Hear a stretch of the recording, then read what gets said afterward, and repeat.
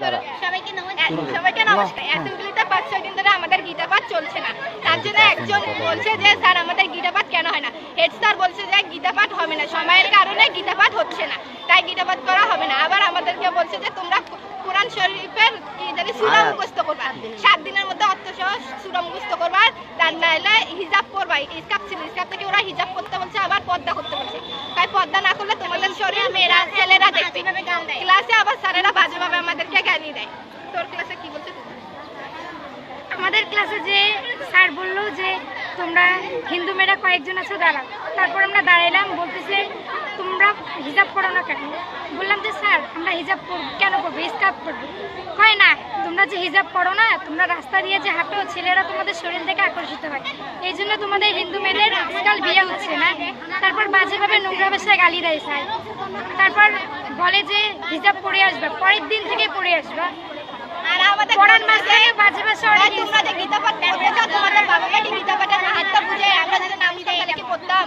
ওনার কথা আমরা গীতা পাঠের মাহাত্ম্য বুঝি না, আমাদের বাবা মাও বুঝে না। শরীরে হাত দেওয়ার যে একটা বিষয় উঠছিল, এটা কি সত্যি?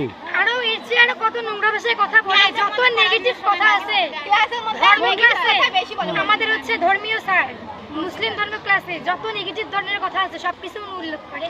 আর ওনার কথা বাবা মাকে বাবা মাকে গালি দেয়। মানে বাবা মা এখানে পূজা করলে কি হয়, মূর্তি পূজা করে লাভ কি, এসব কথা বলে। শিবলিঙ্গ নিয়ে অনেক ধরনের কথা বলে।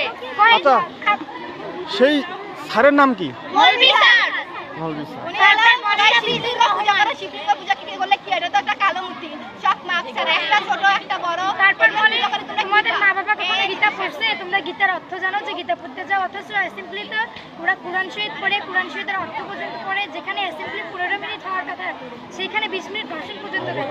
আর আমরা বলছি স্যার 2 মিনিটের জন্য আমাদের গীতা পড়তে হবে না? কয় সময় হয় না, তোমরা গীতা পড়তে আগে কিন্তু গীতা পাঠ হইতো, ওনারা কয়েকদিন বন্ধ করে, এর আগেও বন্ধ করছিল, তারপরে কমপ্লেইন দেওয়ার পর শুরু করছে, আবার ওরা বন্ধ করছে। কালকে আমরা যেহেতু বলছে, উনি এখন বলে সময়ের কারণে এটা হচ্ছে না, কিন্তু উনি কিন্তু বক্তব্যই দেয় 20-25 মিনিট করে।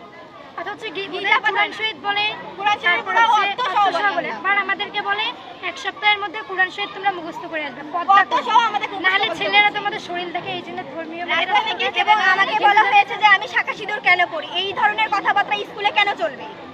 আমি সিঁদুর পড়ি, আমি শাখা পড়ি, সেটা পার্সোনালি আমার ব্যক্তিগত ব্যাপার। টিচাররা এই ধরনের কথা ক্লাসের মধ্যে কেন বলবি? এবং আমাকে সবসময় অপমান কেন করা হয়?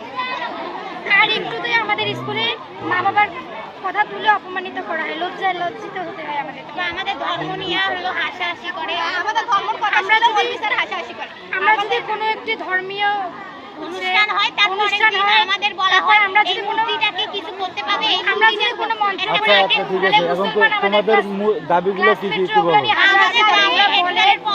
আমাদের আমরা বলে কোনো বাজে ভাষায় টিচারদেরকে গালি দেওয়া হবে। আর স্কুলের নাম পাল্টানো হবে, দায়িত্বরা বালিকা উচ্চ বিদ্যালয় হবে, মুসলিম উদ্দিন বালিকা উচ্চ বিদ্যালয়।